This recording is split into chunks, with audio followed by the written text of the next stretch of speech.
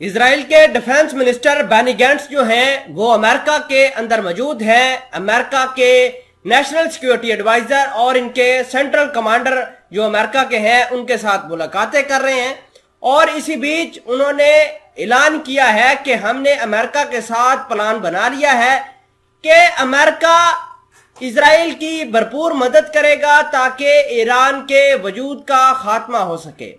आप खुद अंदाजा कीजिए कि अमेरिका किस तरीके से डबल स्टैंडर्ड अपनाए हुए है।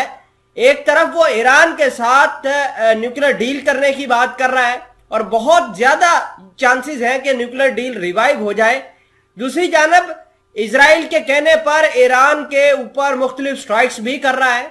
पिछले दिनों 4 पासदाराने इनकलाब के जो आला कमांडर थे वो शहीद हो गए अमेरिका की एयर स्ट्राइक्स के अंदर। इजराइल ने ऑलरेडी स्ट्राइक्स की हैं। इसके ऊपर रशिया ने भी अपना बयान जारी कर दिया है कि इजराइल शाम के उन इलाकों पर हमला मत करे जहां पर रशिया ने अपने बेसिस बनाए हुए हैं। इन तमाम तर चीजों को लेकर आज की इस वीडियो में आपके सामने हाजिर हुआ हूं। छोटी सी गुजारिश है कि आप हमारा यूट्यूब चैनल हसनात टीवी को सब्सक्राइब करके पास मौजूद घंटी के निशान को दबा लें ताकि लेटेस्ट न्यूज आप तक बर वक्त पहुंचती रहे। नाजरीन ग्रामी, सबसे पहले स्क्रीन पर देखिए US hands to Gantz.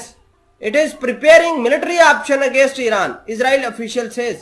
देखिए कि अमेरिका ने क्लियर कट कह दिया है कि वो इजराइल को बैक करेगा।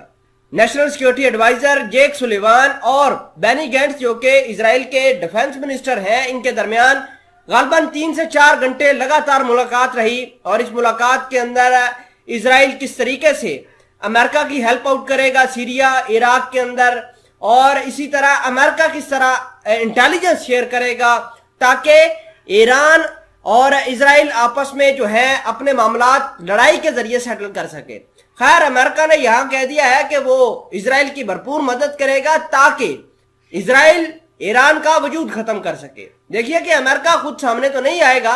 अमेरिका उस वक्त ही लड़ेगा जब उसके अपने बंदों को, अपने सोल्जर्स को नुकसान होगा। हाँ, अगर ईरान के अंदर कोई हमला होता है, ईरान के ऊपर कोई जंग मुसल्लत की जाती है तो अमेरिका इजराइल को आगे करेगा, अमेरिका पीछे होगा। इनडायरेक्टली अमेरिका जंग वार करेगा। और आपको यह भी बता दें कि आपने तारीख उठा के देखें कि कभी भी अमेरिका ने एज सच अटैक नहीं किया रिसेंटली। अगर हम 9/11 के बाद देखें तो ईरान के ऊपर एज सच अटैक नहीं किया। हाँ, इजराइल ने तो इस महीने में 2 दफा अपने F-35 जहाज जो है पेट्रोलिंग कराई है ईरान के फजाई हदूद में। वो टारगेट ढूंढने के लिए आए थे। तो देखिए कि अमेरिका इंफॉर्मेशन दे रहा है, अपने लोग फ्राहम कर रहा है, अपनी टेक्नोलॉजी दे रहा है, पैसा इजराइल के ऊपर लगा रहा है ताकि ईरान का वजूद खत्म हो सके। लेकिन अमेरिका को यह बात भी पता है कि अगर ईरान के साथ उसने डायरेक्ट लड़ाई शुरू कर दी तो आबनाए हरमज में अमेरिका का तेल पास जो होता है वो तबाह हो जाएगा। मिडल ईस्ट के अंदर ईरान मलेशिया को एक्टिव करके अमेरिका के शिप को निशाना बनवा सकता है, कुछ भी कर सकता है। तो इस वजह से अमेरिका ने कहा है कि हम मिलिट्री ऑपरेशन करेंगे लेकिन फॉरवर्ड पर, फ्रंट लाइन पर इजराइल ही लड़ेगा।